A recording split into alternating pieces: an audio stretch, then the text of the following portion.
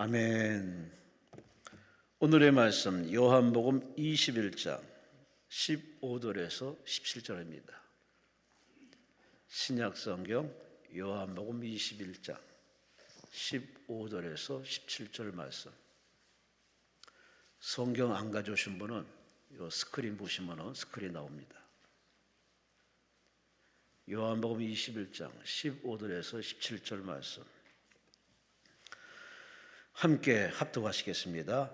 그들이 조반 먹은 후에 예수께서 시몬 베드로에게 이르시되 요한의 아들 시몬아 네가 이 사람들보다 나를 더 사랑하느냐 하시니 이르되 주님 그러하나이다.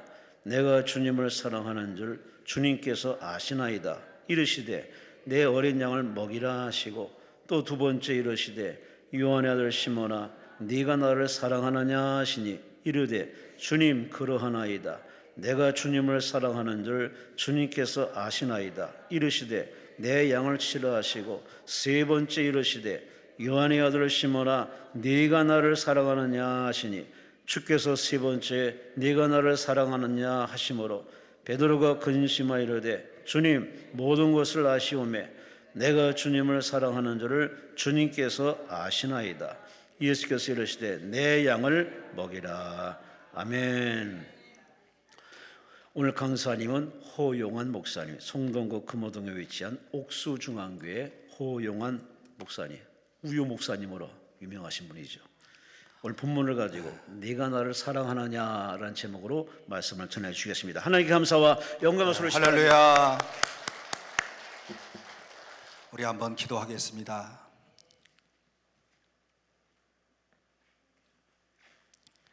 하나님 아버지, 2024년의 한 해가 저물어가는 이와 같은 때에도 하나님께서 저희들을 이렇게 불러주셔서 하나님의 말씀의 제단 앞에 엎드리게 하심을 감사합니다.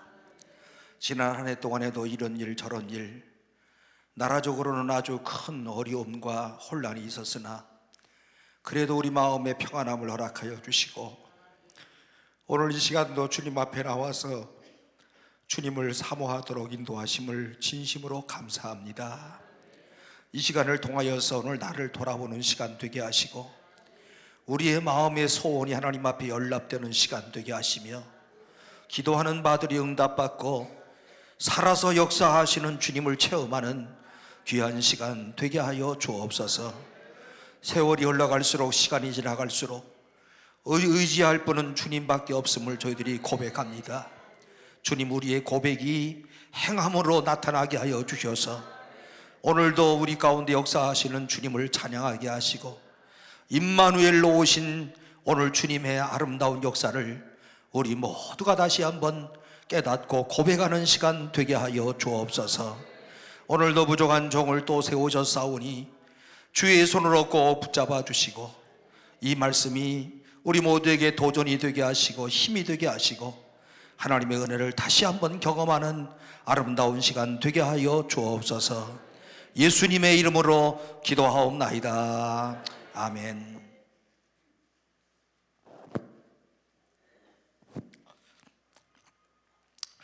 오늘 사실은 저희 교회가 사택이 없었는데 오늘 사택을 하나 샀어요. 제가 25년 됐는데 옥수중앙교회 부임을 해서 그래서 오늘 사택을 지금 방금 우리 장로님하고 제 아내하고 가서 잔금을 다 치르고 그리고 제가 사택 다 잔금 치렀다는 소리를 들으니까 너무 감격이 되는 거예요. 그리고 이 어려웠던 이런 교회가 하나님의 은혜 가운데 이런 귀한 사택을 구입하게 돼서 이게 정말 하나님의 은혜가 아니면 있을 수 없는 일이거든요. 그리고 우리 교우들이 사실은 헌금을 해서 된 게 아니고 제가 어떤 분한테 말씀을 잘 이렇게 드렸더니 그분이 큰 돈을 넌쩍 냈어요. 그래서 그걸로 사택을 샀어요. 그래서 제가 죽을 때까지 살다가 제가 죽으면 천국 가면 이제 다음 목사님이 거기서 이제 사실 거예요. 우리 한국교회에 좋은 선례를 남기려고 그렇게 하나님 앞에 기도하면서 한 일들이 가만히 한 해를 생각하면서 보니까 감사하고 또 우리 하나님이 도와주셨구나 이렇게 생각을 하면서 아주 감동이 왔습니다. 오늘 여러분 또 한 해가 이렇게 저물어 가는데 이날 1년 동안에도 여러분들 실패했던 그런 경험들이 있으십니까? 인생의 삶에서 실패하지 않는 사람은 아무도 없습니다. 일상적인 일이고 보편적인 일이고 삶을 살아가면서 누구나가 다 이와 같은 이런 실패의 경험들을 합니다. 그런데 누구나가 인정하기 싫어하는 것이 있는데 그것은 다른 것이 아니고 내가 실패했다 이거를 인정하기를 싫어합니다. 그래서 오늘 나의 실패가 노출된다든지 지적될 때마다 내 마음속에서는 분노함을 느끼기도 하고 수치감을 감추지도 못하고 오늘 이와 같은 이런 현실적인 현상을 수많은 사람들에게서 우리가 경험을 합니다. 옛날 소련의 스탈린이요 집권하자마자 제일 먼저 한 일이 있었습니다. 그것은 다른 것이 아니고 자기의 국민학교 동창생들, 과거에 자기를 알았던 모든 사람들 한 사람 한 사람씩 끌어다가 다 죽여버리고 말았습니다. 이 스탈린의 행동이 어떤 행동입니까? 자기의 부끄러운 이런 과거를 알고 있는 이런 모든 사람들, 자기의 수치스러운 이런 과거를 묻어버리기 위하여서 인간의 파괴적인 그런 성향의 노출이라고 할 수가 있습니다. 오늘 우리가 흔히 실패를 할 때마다 오늘 이런 실패를 처리하기 위하여서 하는 행동이 두 가지로 나타나는데, 한 가지는요 과거의 그런 실패를 잊어버리는 망각하는 일, 그리고 또 한 가지는 실패를 미화시키는 그런 일. 인간의 삶에서 인간의 본질적으로 이와 같은 것들이 늘 나타나고 있습니다.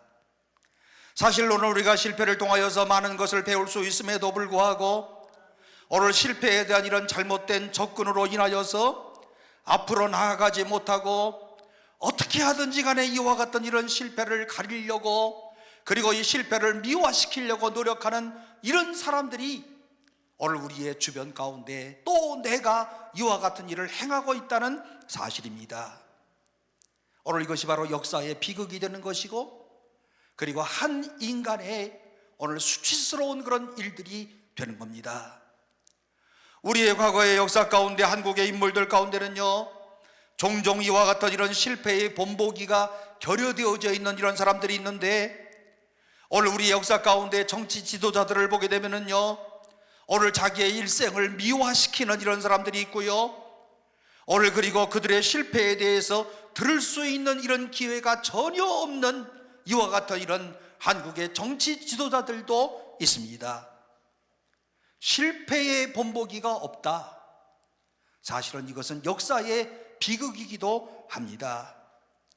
오늘 여기에는 이런 성공의 본보기가 주로 소개되어 있기 마련인데, 성공의 예가 없다고 한다면 창작을 해서라도 성공의 본보기를 만들어 놓고 오늘 이 나라의 지도자는 절대로 실패하지 않았다 하면서 오늘 이와 같은 이런 실패를 전혀 하지 않는 사람인 것처럼 하는 대표적인 그런 사람이 있다면 북한의 김일성, 김정일, 김정은 동지, 위대한 수령 김정은 동지, 전혀 실패하지 않는 사람인 것처럼 동네마다 빨간 글씨로 아주 크게 써붙인 이런 모습들을 우리가 보았습니다.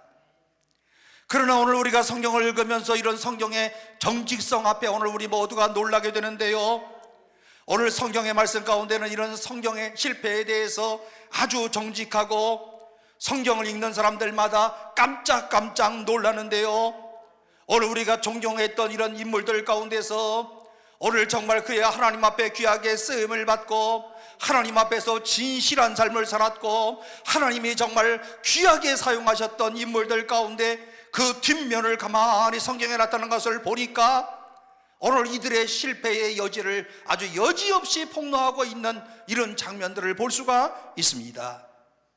그런데 여러분, 실패했던 이런 본보기, 어쩌면 오늘 우리에게 더 요구되는 이런 삶의 모습일 수도 있습니다. 왜냐하면 실패를 통해서 교훈을 얻고요, 이 사람의 실패를 통하여서 나는 그런 실패를 하지 않도록 노력할 수 있는다고 하는 점에서 이런 실패도 우리의 삶의 본보기가 되는 것 아니겠습니까?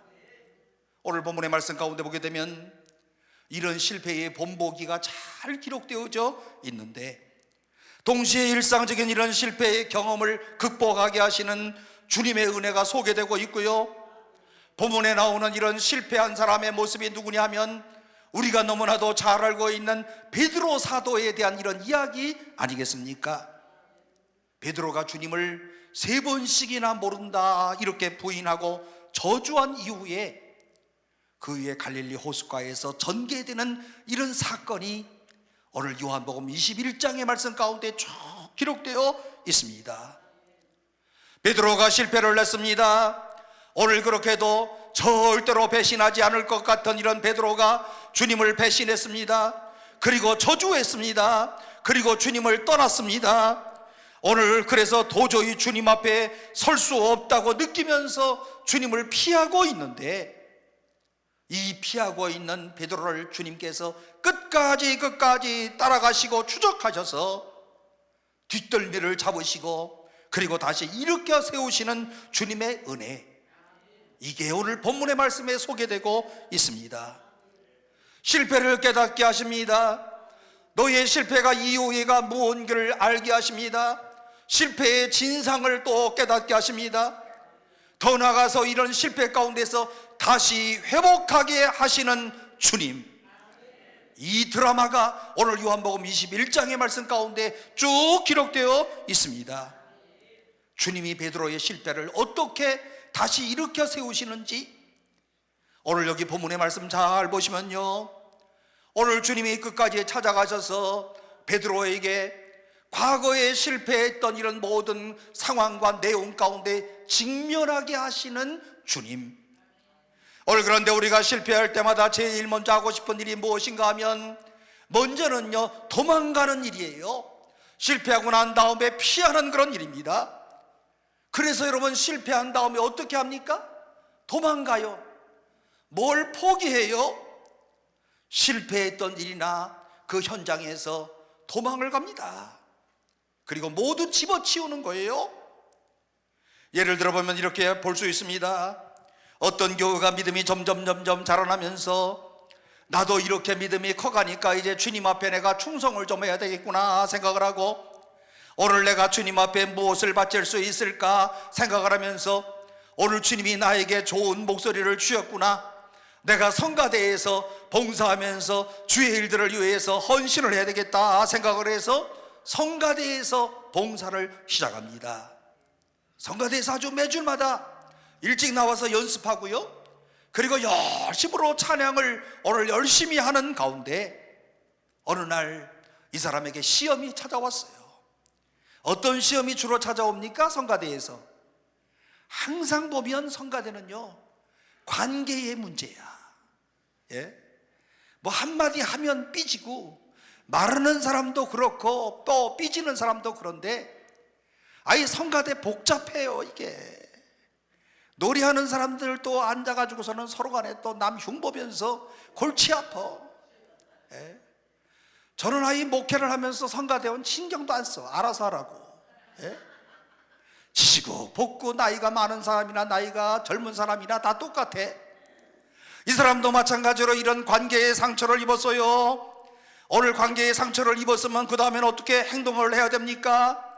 관계의 상처를 입었으면 정말 오늘 여기 기도원에 오신 사람들처럼 하나님 앞에 기도하고 하나님이 주신 본질적 사명에 충성을 해야 될 터인데, 어떤 생각을 하는지 알고 계시지요?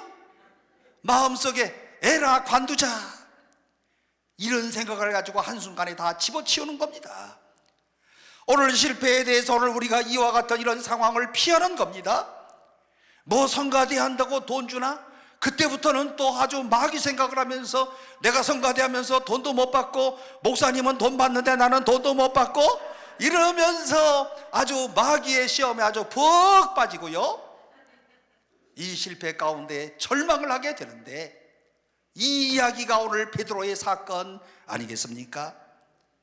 여러분이요, 예수님께서 베드로를 처음 부르셨을 때에 그의 삶을 변화시키면서 하셨던 위대한 그런 축복의 약속을 보면은요, 나를 따라오너라, 내가 너희로 사람을 낚는 어부가 되게 하리라 라고 하는 이런 약속을 하시는데, 처음 예수님을 만난 다음에 우리처럼 베드로도 가슴이 뜨거워지고요, 오늘 주님을 내가 죽을 때까지 따라야 되겠다, 오늘 내가 평생 동안 주님을 따르는 이와 같은 제자가 되어야 되겠다 하면서 주의 약속을 믿고 따라가면서, 그래서 그는 물고기를 잡는 사람이었다가 삶이 변화되어서 이제는 물고기 잡는 사람이 아니라 사람 잡는 사람이 되어야 되겠다, 인간을 하나님 앞으로 이끌어드리는 이와 같은 사람이 되어야 되겠다.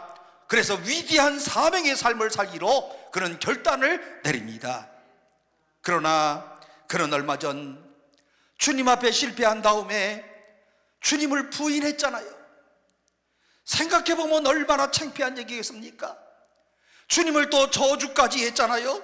주님 앞에 얼굴을 들 수 없는 이런 상황 가운데서 그가 어떤 행동을 취했는가, 오늘 본문 3절 말씀 가운데 보면 잘 기록되어 있는데, 나는 이제 물고기나 잡겠다, 이제는 내가 사람을 낚는 거고 뭐고 옛날처럼 내가 다시 물고기 잡는 대로 돌아가겠다라고 하는 이런 생각을 합니다.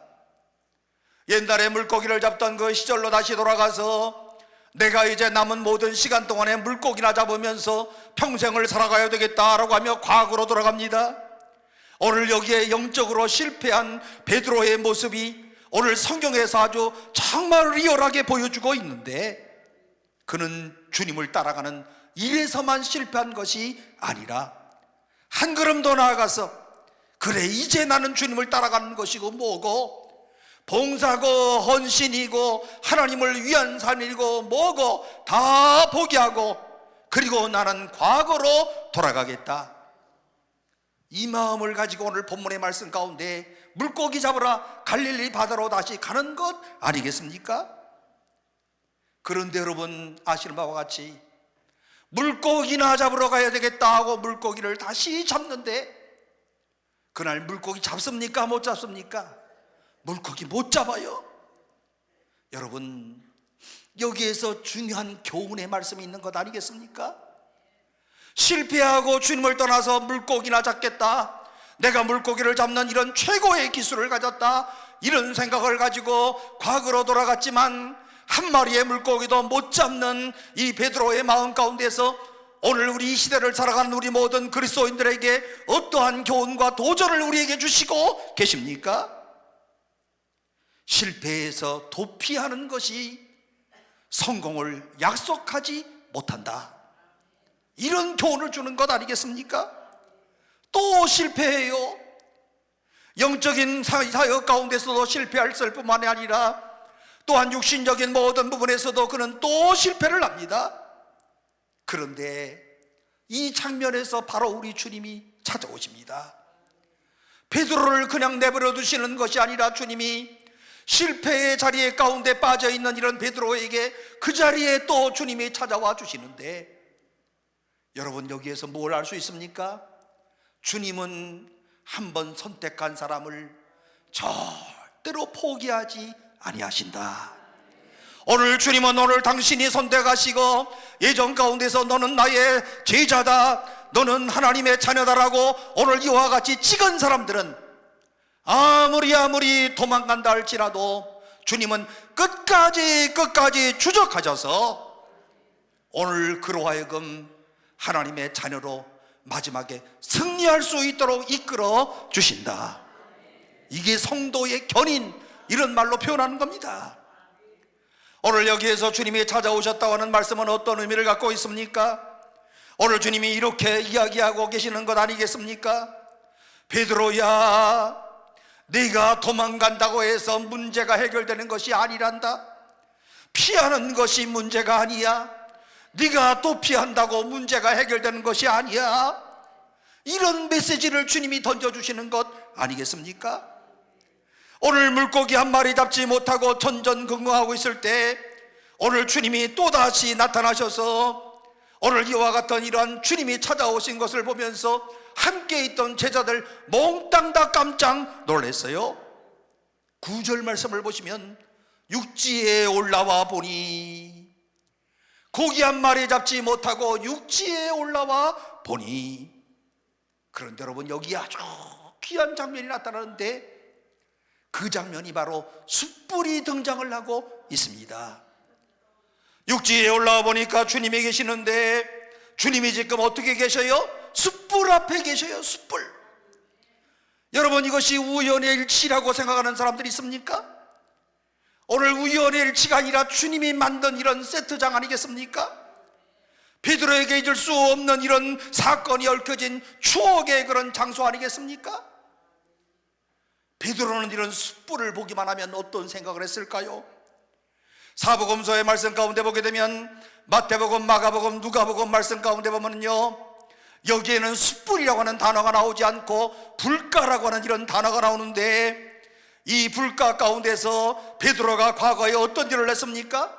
불가에서 어린 소자가 너 예수님 따라다니는 사람이지 했을 때 뭐라고 그랬어요? 부인했잖아요. 그러니까 이 불가를 볼 때마다 오늘 베드로는 어떤 생각을 했을까요? 과거에 주님을 부인했던 그 생각이 가슴을 치지 않았겠습니까?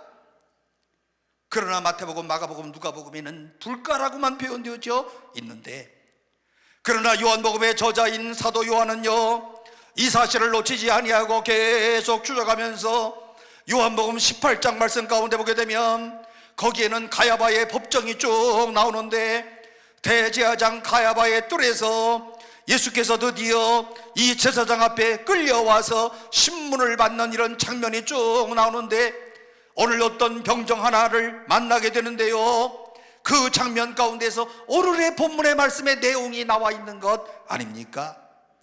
그때의 추운 고로 종과 야하속들이 숯불을 피우고 서서 쬐니 베드로도 함께 서서 쬐더라. 사도 요한은 어떻게 묘사하고 있다고요? 숯불을 피우고 서서 쬐니 베드로도 함께 서서 쬐더라. 베드로가 주님을 어디에서 부인을 합니까? 바로 이 숯불가에서 예수님을 부인합니다. 오늘 그러므로 예수님이 오늘 이와 같은 이러한 숯불을 피워나왔다는 것은 오늘 보통 숯불이라고 생각해서는 아니 될 것이고, 이 숯불은요 아무 데서나 피울 수 있는 것이 아니고, 예수님께서 오늘 이 갈릴리 바다에 찾아오시면서 오늘 이 숯불을 피우기 위하여서 기름을 준비하시고, 오늘 숯불을 꼭 다시 한번 피워서 오늘 이들로 하여금 오늘 그 실패했던 이런 장면을 다시 한번 직면하게 만들어야 되겠구나. 주님이 준비하시고 기름도 갖고 오시고 그리고 숯불도 갖고 와 주시고, 그냥 단순하게 추우니까 숯불 피워라 이랬던 것이 아니라는 거예요. 해변가에서 숯불을 차려놓으신 것은 주님의 의도적인 행동이셨다. 기름을 가지고 주님이 등장을 하십니다. 숯불을 오늘 이렇게 주님이 만들어 놓으십니다. 오늘 인간은 어떠한 장면 가운데서요, 오늘 자기가 실패했을 때 실패한 장면을 생각하고 싶지도 않는 이런 때들이 많이 있잖아요. 그러나 생각하고 싶지도 않다는 이런 자세가 그 문제로 하여금 다시 일으켜 세우시는 이런 문제는 되지 않는다. 내가 이런 실패한 문제를 직면하기 전까지는 문제를 뛰어넘는 삶의 피하기 불가능하다고 하는 이런 사실을 우리는 꼭 기억해야 될 것입니다. 꼭 직면해야 된다. 그래야 다시 일어나는 아름다운 역사가 있을 수 있는 것이다. 제가요 1988년도에 처음으로 중고차를 하나 샀어요. 70만 원 주고. 야, 그때 70만 원 엄청 큰 돈입니다. 그래가지고 70만 원 주고 중고차를 하나 사가지고, 제가 당시에 수원에서 서울로 이렇게 온누리교회 전도사를 할 때인데, 그때 이제 중고차를 하나 사가지고 아침에 주일날 아침 새벽에 일찍, 그것도 한 12월 5일쯤 되는 날이었어요. 그래서 나오는데 눈이 막 내리더라고요. 그 처음 운전하니까 서툴잖아요. 또 눈이 살짝 왔어. 그래서 우리 집에서 온누리교회까지 가려고 그러면 꼭 지나가야 되는 데가 있는데, 군포쯤 오면 교도소가 있어. 안양교도소. 우회전 싹 돌면서. 그래서 제가 이제 군포까지는 잘 왔습니다. 그래서 우회전을 딱 틀면서 하는데 눈이 막 내려요. 눈이 막 내리는데 하다가 이제 갑자기 차가 미끄러더라고요. 그래서 제가 그냥 악셀레터를 밟은 것 같아. 그러니까 뭘 밟은지도 모르는데 하여튼 밟았어. 밟았는데 그 다음에 어떻게 됐느냐가 문제인데요, 거기에 안양교도소를요 담벼락을 치고 들어갔어요. 이야, 그날 죄수들 다 나올 뻔해서 나 때문에. 이 가장자리는 철망치고요, 그 두 번째는 이제 시멘트 콘크리트를 치고, 그 위에는 또 보초하는 사람들이 쫙 서 있는데, 그때 안양교도소 담벼락을 치고 들어갔어요. 아니 그냥 얼마나 놀랬겠습니까? 이와 같은 이런 눈길에 사고를 낸 다음에는요, 지금도요 눈만 오면 운전하는 게 참 겁이 나. 그때 사고 난 대로 이후로. 그런데 여러분, 그리고 또 운전대도 잡고 싶지를 않아요. 특별히 안양교도소를 지금 지나갈 때만 해도 옛날 생각으로 단 하나, 이 교도소 나 때문에 죄수들 다 나올 뻔했지. 예? 그런데 여러분, 그때 운전대를 놓아버렸으면 지금 운전할 수 있을까요, 없을까요? 못하지요. 사고 난 것 때문에, 실패한 것 때문에 운전대를 놓았다면 오늘 우리 교인들 못 태우고 올 뻔했어. 예? 그러면 다시는 운전할 수 없는, 운전에 영원히 실패하는 자가 될 뻔했습니다. 그런데 이런 실패를 했어도 운전을 해야 되는 것 아니에요? 한 번 실패했어도 또 운전해야 되는 것 아니에요? 떨려도 다시 운전대를 잡아야 되는 것 아니에요? 운전대를 쳐다보지 않는 것이 해결이 아니라 꼭 잡으셔야 돼요. 지긋지긋한 현장에 다시 들어가야 돼요. 내가 실패한 현장으로 다시 도전해야 됩니다.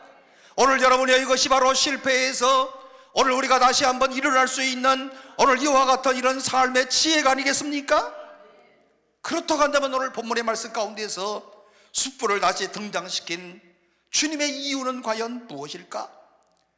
숯불가에서 주님을 부인하고 숯불가에서 주님을 배신해서요, 주님을 배신하고 주님을 부인했던 그 장면 가운데서 베드로는 다시 일어나서 주님의 손을 꼭 붙잡아야만 됐습니다. 그러한 경험이 없이는 오늘 그는 삶에 대한 이런 비약을 기대할 수가 없는 것이고, 다시 주님을 붙잡지 아니하면 오늘 그는 영원한 실패자로 살아갈 수밖에 없다는 이와 같은 메시지가 오늘 본문의 말씀에 기록되어 있는 것 아닙니까? 이때 주님이 찾아와서 베드로에게 물어보았던 유명한 그런 질문, 네가 나를 사랑하느냐? 몇 번 물어봐요? 예, 이건 뭐 설교를 너무 많이 들어서 여러분들이 다 깨는 그런 본문이잖아요. 상당히 의도적인 그런 뜻으로 주님이 물어보시는 겁니다.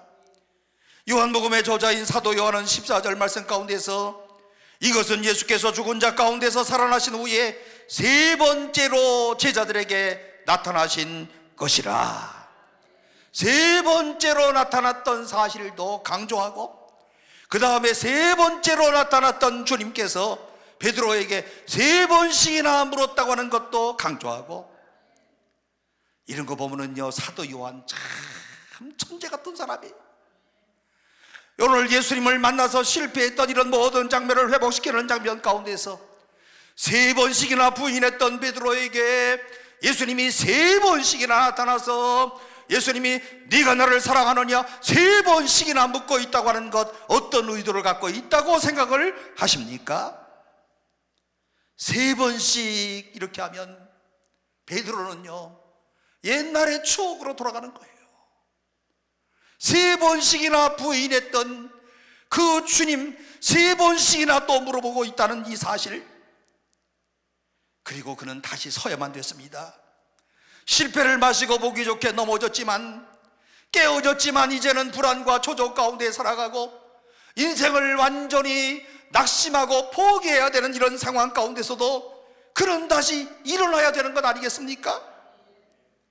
아무리 폭풍우가 친다고 할지라도, 아무리 회오리 바람이 친다 할지라도 오늘 이와 같은 곳에 한복판에 서서 주님과 다시 만나고 주님과 함께 서서, 그리고 주님이 다시 손을 붙잡아 주어서 일어서야 되는 것 아니겠습니까? 이 교훈을 배우지 않고는 그는 앞을 향하여서 도무지 나아갈 수가 없었습니다. 오늘 주님은 이와 같은 이런 자리에서 베드로를 다시 찾아와 주시고, 오늘 그를 다시 이와 같은 이런 어려움 상황 가운데 직면하게 하시고 다시 문제를 직면하여서 일으켜 주시고자 하시는 주님의 놀라운 사랑. 사랑하는 성도 여러분, 우리가 2024년도에 이런저런 여러 가지 실패를 우리가 경험했지만, 오늘 이 시간에 오늘 이 실패 앞에 다시 한번 주님 앞에 곧게 서서 오늘 우리의 손을 붙잡아 주시는 주님의 능력을 체험하시는 이 시간이 되시기를 주의 이름으로 축원합니다. 이렇게 직면하게 하시더니 그 다음에 베드로에게는 새로운 동기를 부여하고 계시는데, 15절 말씀 가운데 보면 주님의 물으시는 질문을 잘 보시기를 바랍니다. 시몬아, 네가 이 모든 사람들보다 나를 더 사랑하느냐?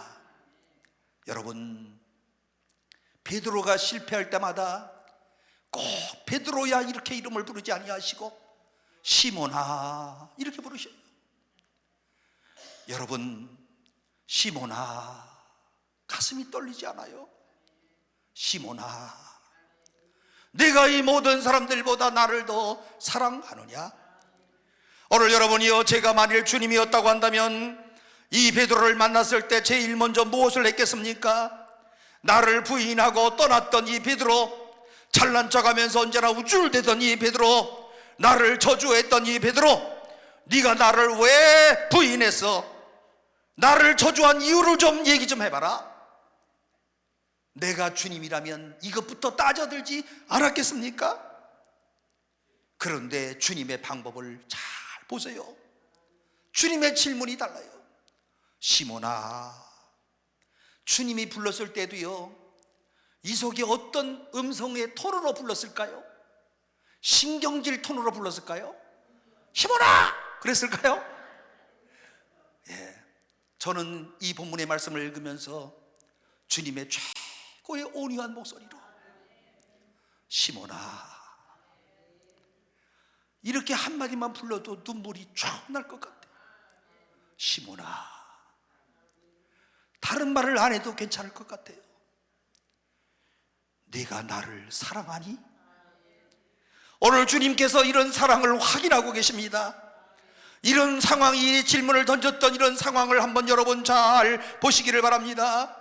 이 상황이 정말 아주 흥미로운데요, 베드로가 다시 물고기를 잡겠다고 갈릴리 바다로 와서 그물을 던져서 오늘 그물을 던졌지만 한 마리도 잡지 못하고, 이 장면 가운데 주님이 다시 등장을 하시고 오늘 주님을 만나는 그런 순간에 베드로가 얼마나 떨렸겠어요? 얼마나 자책감을 가졌겠습니까?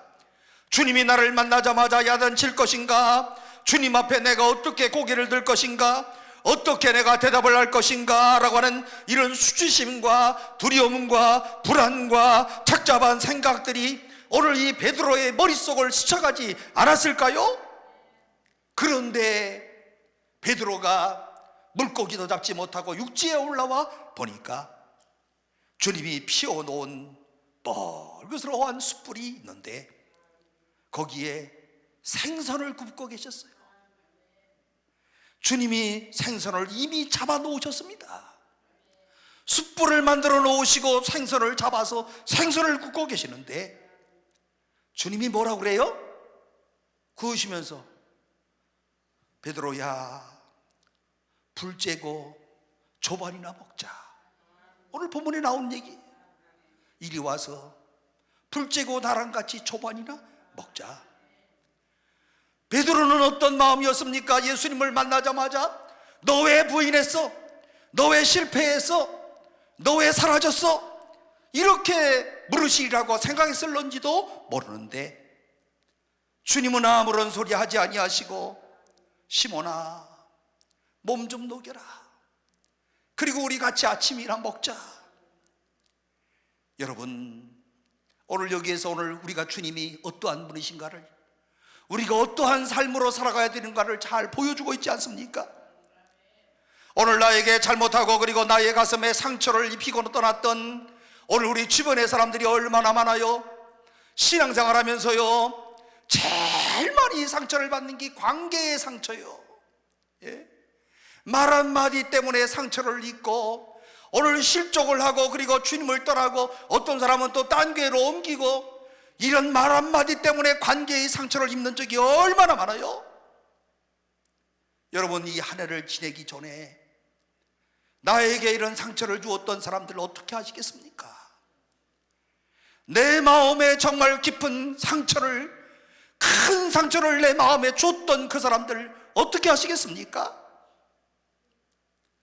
오늘 여기 본문에 예수님에게서 꼭 배우시기를 바랍니다. 예수님을 믿지 않던 한 심리학자가 오늘 이와 같은 요한복음 21장의 말씀을 읽으면서 예수님에 대하여서 이런 이야기를 했습니다. 이 장면을 보니 예수님이야말로 대화에 있어서 천재다. 이 장면이 예수님에게 있어서 천재와 같은 이런 예수님의 모습이다. 오늘 우리는 잘못된 사람을 만나면, 억울한 사람을 만나면 두 가지 반응이 모이잖아요. 그냥 속으로 부글부글 끓는데 참고 있는 거야. 그지요? 대부분의 사람들은 그러면서 주님이 인내하라고 그랬으니까 참아야죠. 부글부글 교회 와서 만나도 또 부글부글 말할까 말까. 예? 이런 일들이 얼마나 많아요. 또 남을 의식하지 않는다는 사람들은요, 다짜고짜 찾아와가지고 따지기를 먼저 해요. 그런데 여러분, 다짜고짜 따져가지고 해결이 잘 됐던 경우가 있습니까? 없잖아요. 불완전한 인간들이 따지다가 또 다른 말 해가지고 또 그 말 때문에 문제가 더 커져. 그지요? 그리고 한국 사람들은 편안할 때는 이렇게 너 몇 살이야? 하면서 나이들 잘 물어보잖아요. 그지요? 이게 한국 사람들 몇 살이야? 어디 살아요? 학교 어디 나왔어? 이런 거 엄청 알고 싶어 해요. 그런데 상황이 조금 관계가 안 좋아지면 그 다음엔 무슨 말이 나온지 알아요? 너 몇 살인데 나한테 그렇게 까불어? 그지요? 몇 살이 나중에는 싸움판이 되게 되면은 너 나보다도 나이가 어린 사람인데 나 반말해? 전에는 반말하면 좋다고 그랬어, 친구라고 그러면서. 그러다가 싸움이 벌어지면 너 나보다도 어린데 까불면서 나한테 반말하냐? 교회에서도 똑같아 이게. 안 그래요? 불완전한 인간들이 모여서 따지다가 보면 문제를 더 크게 만들어 버립니다. 오늘 그러므로 따져서 또 어떻게 하겠다는 겁니까? 따져가지고 문제가 해결된 적이 있습니까? 베드로가 잘못한 이유를 주님이 알아내는 것으로 문제를 해결할 수 있는 것 아니었습니다. 주님의 의도는 무엇이었을까? 오늘 이와 같은 이런 실패했던 베드로를 찾아가시면서 주님이 정말 의도하시는 것은요, 베드로와의 관계를 회복하고 그리고 다시 주님의 제자로서의 오늘 사용하여 주시는 것이고 베드로를 통하여서 열심으로 일하는 것인데, 주님의 목적은요, 베드로와 따져가지고 너 왜 도망갔니? 오늘 너 정말 잘못했구나, 너 정말 못된 놈이구나, 이런 것을 하시는데 목적이 있었던 것 아니었습니다. 주님의 목적은 어떤 목적이라고요? 다시 회복시켜서 사용하시는 목적. 그러므로 주님이 오늘 뭐라고 말씀하시는가 하면, 시몬아 내가 나를 사랑하느냐? 이런 질문을 던져진 상황을 잘 보시면요, 실패하고 가책 때문에 도망가는 이런 베드로를 끝까지 추적하셔가지고 해변가에서 생선 밭을 여시는 주님의 놀라운 이런 솜씨를 본문의 말씀을 통해서 주목해서 잘 보시기를 바랍니다. 이 마음이 얼마나 베드로의 마음을 녹였을까? 베드로의 깊은 마음을 그런 녹이는 이와 같은 장면 아니겠습니까? 사랑으로 그 가슴을 다 녹여놓은 다음에, 사랑으로 이 베드로의 마음을 녹여놓은 다음에 주님이 물으시는 질문, 사랑하니? 나를 사랑하니? 이 주님의 놀라운 솜씨를 오늘 이 해를 지나기 전에 꼭 배우시기를 바랍니다. 이 해가 지나기 전에 오늘 이와 같던 이런 오늘 주님의 놀라운 이런 관계를 다루시는 것을 꼭 배우시기를 바랍니다. 오늘 그러므로 오늘 우리가 신앙생활을 하면서요, 각 교회 가운데서요, 나에게 상처를 주었던 사람들 만나면 먼저 따지려고 생각하지 마시고 오늘 그 사람하고 한번 식사를 잘 한번 해보시기를 바랍니다. 왼수 같은 사람들 있잖아요. 내 10년 가운데 신앙에 엄청난 타격을 주는 그런 사람들이 있잖아요. 그렇다 하더라도 오늘 주님에게서 배울 수 있는 것은 이 왼수들하고 식당에서 한번 식사를 한번 잘 한번 하시기를 바랍니다. 그런데 왼수들은 밥 먹자 그래도 또 싫다고 그래. 안 그래요? 내가 좀 크게 양보해가지고 우리 한번 밥 먹읍시다 그래도 눈길도 안 줘 이것들은. 예? 그래도 기도하면서 도전하시기를 바랍니다.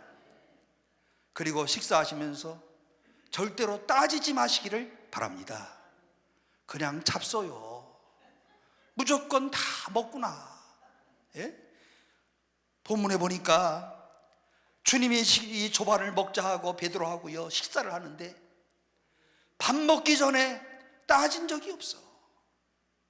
어떻게 했습니까? 오늘 본문에 그냥 잠잠히 다 먹었어요. 15절에 보니까 이런 표현이 나오잖아요. 그들이 조반 먹은 전에 후에 요 후자가 중요해요. 소화가 잘 된 다음에, 예? 약 먹을 때도요 소화가 된 다음에 30분 후에 잡수세요. 약부터 먹고 그 다음에 밥 먹으세요. 이런 약사 없어요. 그죠? 소화를 다 시킨 후에 그 다음에 베드로는 밥 먹으면서 무슨 생각했을지 알고 계시죠? 주님이 뭐라고 말씀하는가 하면 네가 나를 사랑하니? 다 먹고 난 다음에 놀라운 예수님의 이 방법을 보시기를 바랍니다. 마음속에 다시 주님을 향한 이런 사랑을 회복을 위하여서 사랑의 동기를 회복하기 위하여서 주님이 이와 같은 이런 대화의 이런 과정을 겪고 계시잖아요. 그러니까 베드로의 책망 먼저 베드로를 책망하시는 것이 아니라 어찌하든지 간에 베드로로 하여금 다시 동기를 회복시켜 주시고 베드로로 하여금 관계를 회복시켜 주시고 다시 하나님이 맡겨주신 사명을 감당하기 위하여서 여러분 우리가요 왼수 같은 사람하고 정말 화해를 하는 목적도요 다시 같이 일하기 위해서 하는 거예요. 다시 같이 일하기 위하여 갔다가 완전히 끝나는 사람들 많아. 밥 먹기 전에 너무 떠들어가지고, 예? 밥도 안 먹고 식당에서 튀어가. 그래야 안 그래요? 오늘 본문 말씀 예수님에게서 배우시기를 바랍니다. 밥 먹을 때 나쁜 얘기 하지 말아요. 먹고 난 다음에 얘기해 하려면. 예? 책망은 또 감동적으로 해야 돼요. 충고도 감동적으로 해야 돼요. 그런데 현대인들이 이런 충고를 듣기 싫어해. 그러니까 저도 목회하면서요 그냥 가만히 있어. 사실은 식당에서 밥 한번 먹어야 되는데 내가 밥 먹자고 해도 싫어할 것 같아가지고 안 먹고 있어. 예? 그런데 내가 또 무슨 아이고 집사님 그렇게 하시면 안 돼 이렇게 충고하고 싶어도 충고하면 더 삐져. 예? 그래서 저는 그저 하늘만 쳐다보고 있어요. 주님, 내 나이가 지금 몇 살인데 내가 이제 남은 시간 동안에 누구하고 왼수 사이 할 필요도 없고 주님이 좀 어떻게 좀 알아서 해주세요. 예? 여러분들 제가 그래도 괜찮아 보이잖아요. 근데 저한테도 왼수들이 있어. 예? 나도 그냥 잘하는 것 같은데 이상하게 삐지는 사람들이 있고 그래. 예? 그러니까 그냥 어떤 때는요 아이 그냥 다 그만두고 빨리 그만둬야지.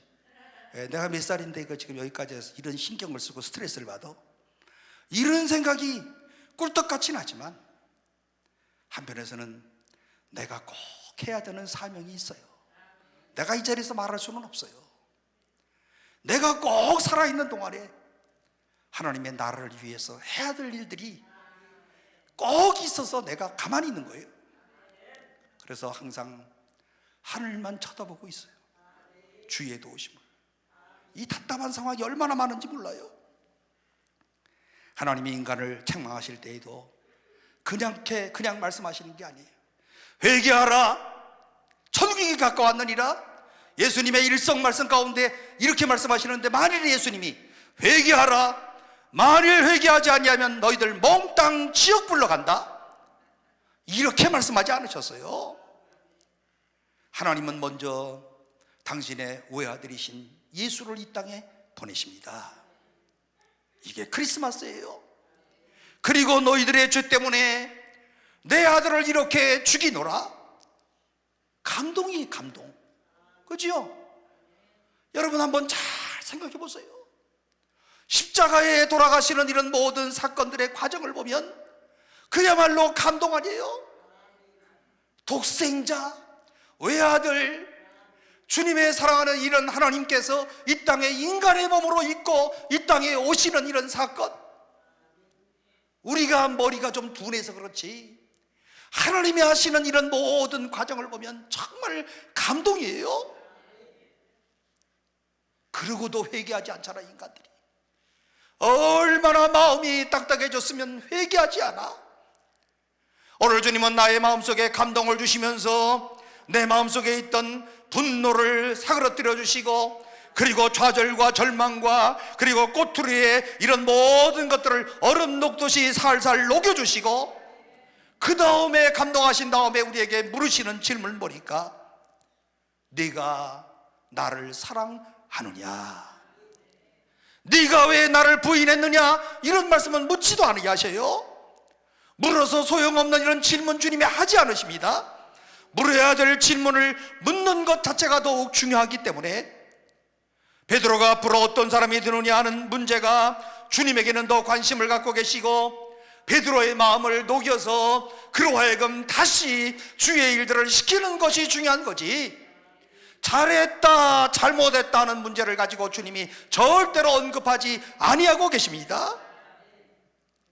사랑만 하면 주님을 또 따라올 수 있는 것 아니에요. 사랑한다는 고백하면 과거의 이런 실패 때문에 죄송해서라도 더 열심히 할지 않겠어요? 베드로에게 닥친 이런 위기는 그가 주님을 부인했다고 하는 사실보다도 주님을 향한 이런 사랑의 농도가 점점 식어져 가고, 오늘 그리고 주님으로부터 도피하는 일이 가장 큰 문제였습니다. 주님이 이것을 알고 계셔요. 네가 나를 향한 사랑이 식어가고 있구나, 농도가 점점 약해져 가고 있구나, 오늘 그리고 네가 나를 도피하는 지경에까지 이르고 있구나. 오늘 여러분들 어떠십니까? 이 한 해에 주님에 대한 이런 사랑의 농도가 더욱더 진해지고 있습니까? 아니면 옅어지고 계십니까? 이 한 해를 지난 다음에 베드로처럼 도피하려고 생각하고 계십니까? 이 한 해가 끝난 다음에 오늘 나에게 주어진 주님을 향한 이런 충성스러운 것 다 포기하려고 지금 작정하시고 기도원에 오셔서, 주여, 내가 이제 모든 것을 포기하는데 길을 열어주세요, 이러려고 오신 분들 계세요?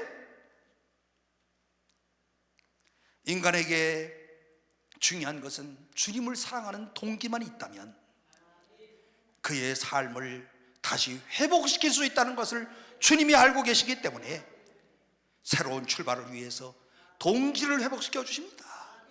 네가 나를 사랑하니? 네가 아직도 나를 사랑하니? 처음에 만났던 이런 위대한 그런 약속을 기억하고 지금도 나를 사랑하고 있니? 이런 동기를 회복시키시더니 주님이 그 다음에 어떻게 하십니까? 해야 할 과제를 그에게 주십니다. 내가 나를 사랑하느냐 물으시면서, 예, 내가 주님을 사랑하는 줄 압니다. 그래, 내 양을 먹이라, 사람을 기르라, 이와 같은 이러한 큰 사명을 주십니다. 맨 먼저 베드로를 부르셨을 때에, 오늘 주님을 따라 나서겠다고 결단했을 때 오늘 주님께서 말씀하신 건 뭡니까? 나를 따라오너라, 내가 너희로 사람을 낚는 어부가 되게 하리라. 사람을 낚는다고 했을 때 오늘 이 말씀은요, 사람을 새롭게 변화시키는 위대한 일을 하고 있었던 이 베드로에게 주님이 오늘 다시 도망갔던 베드로를 끝까지 주장하셔서 어떻게 하십니까? 사랑을 회복시켜 확인하시고 마음에 새겨주시고 그리고 위로하시고 회복시킨 다음에 주님이 무슨 말씀하십니까? 내 양을 먹이라. 그동안 사람을 낚는 끌어오는 일을 했어요. 이제는 뭐 하라고? 먹이라고요. 여러분, 주님은 오늘 우리의 한 번의 실패 때문에 우리들에게서 일감을 뺏어가지 아니하시는 주님이십니다. 실패 때문에 오늘 우리가 일감을 뺏겼다면 우리는 이 자리에 있을 수 없었던 그런 사람들이에요. 나의 실패 때문에 나의 모든 사명을 뺏어가지 아니하시는 주님, 오늘 여러분이 이 시간에 그 주님을 찬양하시는 여러분들이 되시기를 바랍니다. 오늘 이해를 지나가기 전에 주의 은혜를 다시 한번 감사하면서 주여 나의 실패에도 오늘 나로 하여금 이 자리에 오게 하시고 내가 수없는 실패를 했음에도 불구하고 내 마음에 감동을 주시고 오늘 나의 사랑의 동기를 주시고 오늘 나로 하여금 주의 일들을 위해서 다시 일어설 수 있는 은혜를 주신 것 감사합니다. 이렇게 기도하시기를 바랍니다. 내 한 번의 실패, 두 번의 실패, 세 번의 실패, 그래도 주님은 나에게 기회를 주십니다. 하늘을 보내면서 이런 주님의 사랑을 가슴에 꼭 담으시기를 바랍니다. 실패를 했을 때 책망을 하시되 사랑으로 나의 가슴을 감동시키시면서 나의 삶에 뛰어오시는 주님, 실패했다고 너는 자격 없다 이렇게 말씀하지 아니하시고 그러기 때문에 다시 돌아와야 된다. 그러기 때문에 오늘 나의 품으로 다시 와야 돼. 네가 실패했기 때문에 나에게 다시 헌신해야 돼. 그리고 나의 양을 먹이라. 무슨 말씀이겠습니까? 실패에도 불구하고 사용하시기를 원하는 주님이시다. 오늘 사랑하는 성도 여러분, 오늘 우리가 2024년 이제 다 10일이면 앞으로 끝나는 날인데요, 2024년을 우리가 전망하여 회고하면서 지나왔던 모든 실패 가운데 오늘 이 자리에 왔다고 하는 이 자체가 오늘도 주님이 나를 사랑하신다고 하는 확신을 가지고 남은 시간을 회고하며 정리하시되 2025년을 바라보면서 2025년에 주님의 손에 꼭 붙잡혀서 귀하게 출발하시는 여러분들이 되시기를 주의 이름으로 축원합니다. 이게 바로 베드로를 향한 주님의 사랑입니다.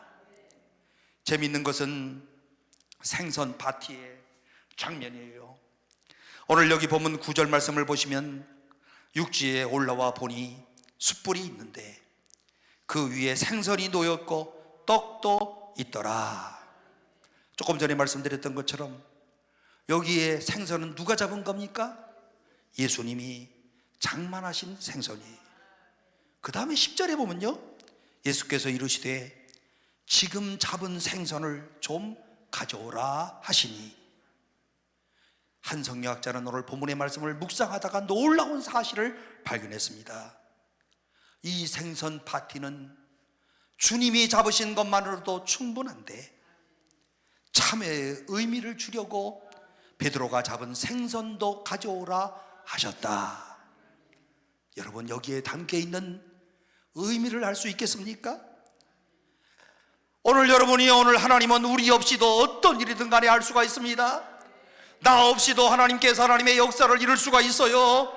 나의 재주가 없이도, 나의 헌신이 없어도, 나의 은사가 없이도, 나의 탤런트가 없이도 하나님은 할 수가 있는데, 그러나 만일 나의 실패와 약점과 결점이 많은 나 같은 사람을 쓰셔가지고 나 같은 사람을 사용하셔서 하나님의 일을 하시고자 하나님이 나를 초청하신다. 이 파트너십의 은혜를 여러분 알고 계십니까? 오늘 하나님의 일들을 위하여서 오늘 나랑 같이 하자. 주님과 같이 오늘 내가 맡겨주신 이 사명을, 이 땅을, 황무지와 같은 이 땅을 위하여 나와 같이 네가 일을 하자. 그러시면서 내 양을 먹이라. 그런데 오늘 이것은 과거에 단순히 하던 일을 단순히 회복했던 것만이 아니고요, 오늘 전에 했던 1차적 사명은요, 나를 따라와라, 사람을 닦는 어부가 되게 하리라 말씀하셨는데, 그런데 이 동기를 주시고 다시 회복하시면서 하시는 말씀 보니까 내 양을 먹이라. 달라요? 똑같아요? 달라요. 어떻게 달라요?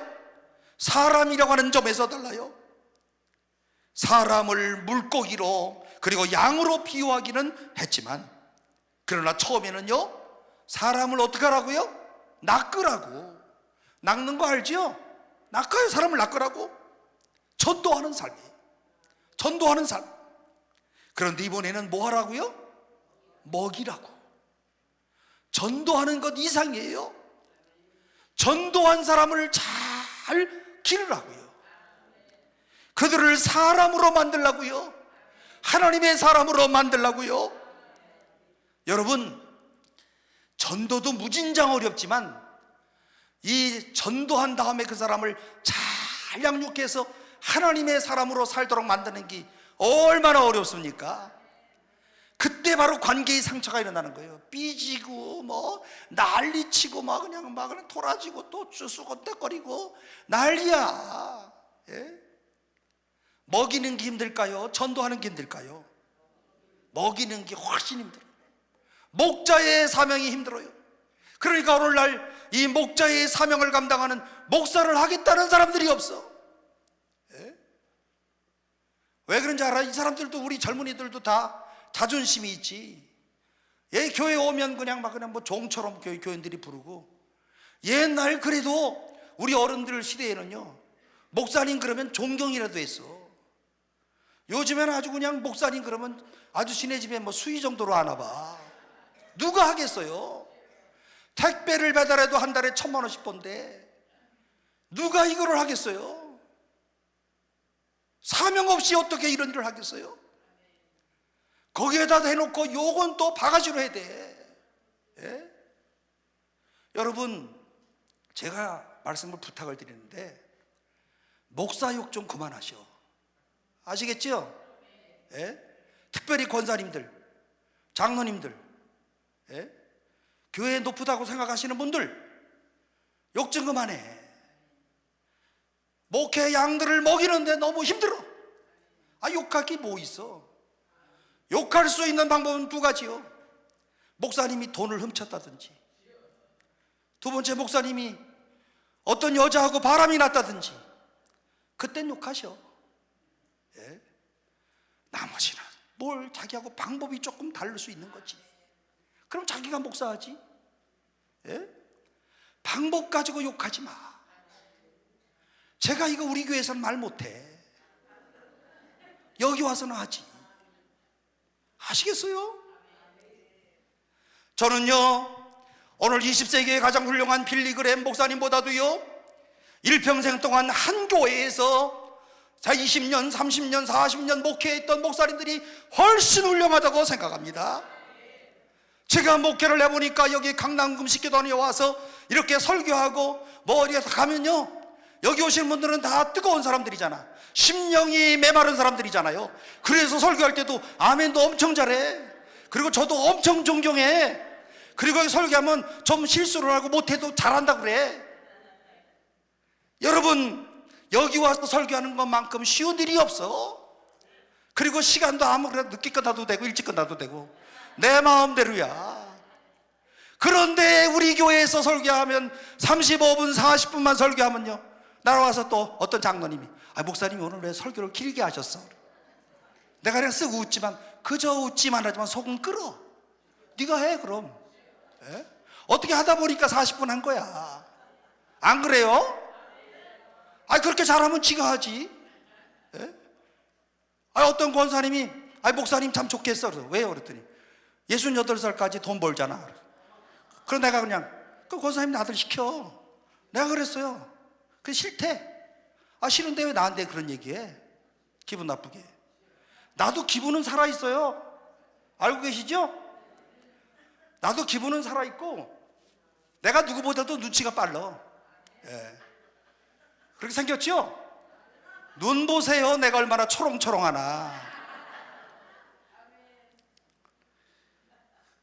본교회에서 목회를 한다고 하는 것, 이게 얼마나 어려운 일인 줄 아십니까? 내 약점도 알아요. 내 모든 것을 아는 성도들 얼굴과 얼굴을 늘 대요. 지긋지긋할 정도로 얼굴을 마주대요. 그리고 매일마다 대해야 되는 사람들이에요. 그런데 이런 상황 가운데서 오늘 함께 양들이 천국 갈 때까지 그들을 잘 끌어가는 사람이 목사요. 이게 내 양을 먹이는 거야. 그러니까 이게 얼마나 어려워. 예? 자기는 한 사람이지만 나는 몇백 명을 먹이는 거 아니에요? 거기다 대놓고 그냥 힘을 좀 주면 어때? 예? 그다음에 항상 찡그리고 앉아있어. 그다음에 찡그리고 앉아있는지 모르겠어. 예? 아니 차라리 그냥 찡그리지 말고 가만히 저 뒤에 앉아있지. 응? 얼마나 어려운 줄 아십니까? 사명이 아니면 정말 못해. 기분 나빠서 사명이 아니면 이건 못해. 주님이 부르셨다고 하는 이와 같은 이러한 주님의 부르심, 이와 같은 것을 확신하지 않고는 절대로 못하는 게 양을 먹이는 목회예요. 그런데 놀라운 사실은요, 주님이 베드로를 실패해서 회복시키시되 옛날의 사명을 다시 회복시킬 뿐만 아니라 한 걸음 더 나가서 새로운 사명을 부여하시는데요, 이 일을 하라. 낚는 일뿐만이 아니라 그를 기르는 일을 해라. 오늘 이것이 어떻게 가능할 수 있겠습니까? 베드로는 실패를 통해서 성숙한 사람이 됐습니다. 실패를 통해서 성숙한 사람이 됐다는 무슨 말이겠습니까? 본문의 말씀 가운데 보게 되면요, 이 본문의 말씀을 통해서는 충분히 납득할 수는 없지만 누가복음 22장 31절로 32절 이하의 말씀 가운데 보면, 시몬아 시몬아 보라, 사탄이 너희를 밀가루로 타려고 요구하였으나 그러나 내가 너를 위하여 네 믿음이 떨어지지 않기를 기도하였으니 너는 돌이킨 후에 네 형제를 굳게 하라. 이 말씀이 무슨 말씀인지 아세요? 시몬아 시몬아, 너를 밀가루로 너를 믿음에서 떨어지지 않게 하려고 밀가루로 역사하고 있는데 사탄이 내가 너를 위하여서 지금 기도하고 있단다. 네가 생각할 때에 네 믿음이 정말 거지 같은 믿음이라고 생각할 때도 할지는 모르지만, 그러나 너의 거지 같은 이런 믿음이라고 할지라도 유지할 수 있는 것은 내가 너를 위해 뒤에서 기도하고 있단다. 너는 낙심하고 있지만 내가 내 뒤에서 기도하고 있단다. 네 믿음이 약하다고 너는 스스로 이렇게 좌절하고 낙심하고 있을런지 모르지만 내가 너를 위해 기도하고 있단다. 여러분, 오늘 이런 주님의 음성을 다 들으시기를 바랍니다. 오늘 이런 주님의 음성을 듣고 위로를 받으시기를 바랍니다. 그런데 그 다음 재미난 33절의 말씀 보면요, 주여 내가 주와 함께 오게도 죽는 데에도 거기를 가기를 각오하였나이다. 걱정하지 마세요. 감옥에도 갈 각오가 되어 있고요, 내가 목숨이 10개 20개라도 얼마든지 주님 앞에 바치겠습니다. 큰 소리 떵떵 치는 베드로를 보세요. 그 다음 34절에 이르시되 베드로야 내가 네게 말하노니 오늘 닭 울기 전에 네가 3번 나를 모른다고 부인하리라 하시니라. 믿음이 떨어지지 않고 유지되는 것, 주님 당신의 기도 때문이라고 말씀하시면서 주님은 베드로가 실패하는 이 실패를 왜 허용하고 계실까요? 사실은 오늘 이 본문의 말씀을 보면 베드로는 실패를 해야 됐어요. 실패를 통해서 배워야 될 교훈이 있었어요. 이게 뭡니까? 내 힘으로 주님을 위해서 목숨을 바치겠다고 큰소리 쳤지만 큰소리 치는 밑바탕에는 내 힘으로 무엇이든지 할 수가 있다는 자기 확신이 깔려 있었습니다. 그런데 주님은, 이 베드로는 그 순간에 모든 것을 실패하고 말았어요. 여러분, 네가 나를 사랑하느냐라고 하는 이런 주님의 처음 질문 가운데는요, 네가 나를 사랑하느냐라고 하는 사랑은 아가페라고 하는 하나님의 사랑이라고 하는 단어로 오늘 물으시는데, 네 목숨을 바치는 십자가의 사랑으로 네가 나를 정말 사랑하느냐고 물으시는데, 베드로가 세 번 묻잖아요. 마지막 세 번째 대답할 때에는 아가페라고 하는 단어를 쓰지 못하고 필레오라고 하는 단어를 쓰는데, 차원이 낮은 사랑이라고 하는 단어, 강도가 낮은 이런 단어를 사용하면서 주님, 제가 필레오 정도로밖에는 당신을 사랑하지 못합니다. 주님, 내가 필레오 정도밖에는 사랑하는 줄 주께서 아실 것입니다. 이 대답 가운데 강조점은 사랑이에요. 베드로가 대답할 때 틀림없이 내가 사랑하는 줄 우물쭈물, 내가 사랑하는 줄 세 번 정도 물으니까 내가 사랑하는 줄 하고 한참 있었을 거예요. 주께서 아십니다. 이렇게 대답을 했을 거예요. 주님, 아시면서 왜 물어? 아시면서 왜 자꾸 물어요? 마음 아프게. 내 마음을 아시면서 주님 왜 자꾸 물어요? 내가 실패한 것, 넘어진 것 아시면서 왜 자꾸 물어요? 내 힘으로 주님을 따라갈 수 없다는 것 아시면서 왜 자꾸 똑같은 질문을 던지세요? 베드로의 대답은 이런 투의 대답이었습니다. 사랑하는 성도 여러분, 오늘 우리는 이 사실을 꼭 알아야 됩니다. 내가 큰 소리 쳤지만 나의 능력과 내 힘을 가지고는 안 된다는 사실을 철저하게 깨달아야 됩니다. 이런 교훈이 필요해서 주님께서는 베드로에게 실패를 허용하시고, 베드로가 이런 교훈이 필요해서 베드로를 실패의 자리로 하나님께서 내보내시고, 오늘 한 해를 보내면서 꼭 이렇게 생각하세요. 생각해보니 오늘 주님이 나에게 이런 실패를 통해서 오늘 내가 주님을 더 의지하도록 만들기 위하여 나로 하여금 이런 실패를 허용하셨구나. 오늘 이와 같은 이런 주님의 위로를 체험하는 시간들이 꼭 되시기를 바랍니다. 사도 바울도 자만심을 경계하기 위하여서 아시는 바와 같이 그의 육체에 가시를 허용했던 것처럼 주님께서 또한 베드로를 겸허하게 낮추시는데요, 주님의 은혜 아니면 내가 살 수 없습니다. 주님의 도우심이 없이는 내 힘으로는 살 수가 없습니다. 이제는 주님 앞에 큰소리 치지 않고 겸손하게 겸허하게 주님을 바라보면서 주님 앞에 가까이 나아가도록 하겠습니다. 주께서 실패했던 베드로를 부르실 때마다 요한의 아들 시몬아, 요한의 아들 시몬아, 베드로라고 부르지 아니하시고 반석이라고 부르지 아니하시고 요한의 아들 시몬아. 여러분, 주님이 부르시는 이 음성들을 오늘 꼭 들으시기를 바랍니다.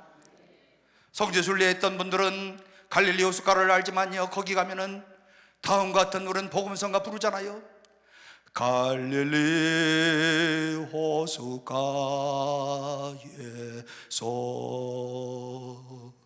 주님은 시몬에게 물으셨네.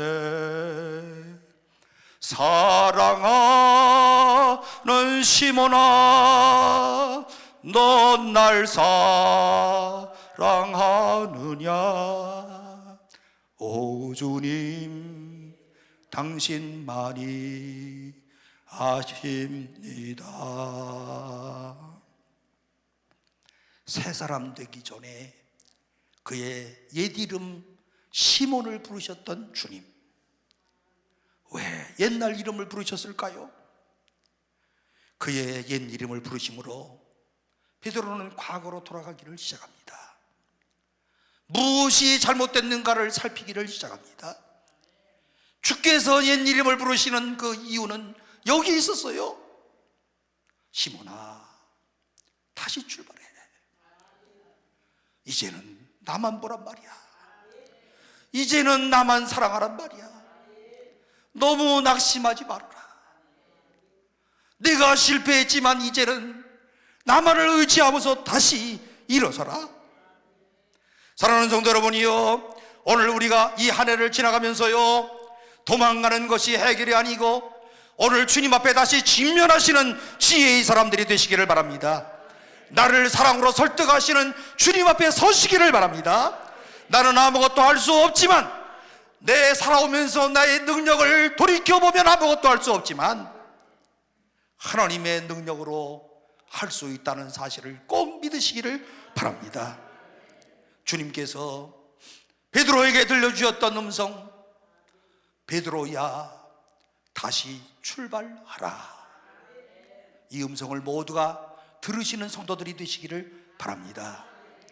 2025년을 바라보면서 다시 출발해, 이렇게 말씀하시는 주의 음성을 듣고, 또 하나님이 허락하시는 물리적인 시간 속에서 힘차게 하늘을 정리하고 지혜롭게 2025년을 출발하는 여러분들이 되시기를 주의 이름으로 축원합니다. 기도하겠습니다.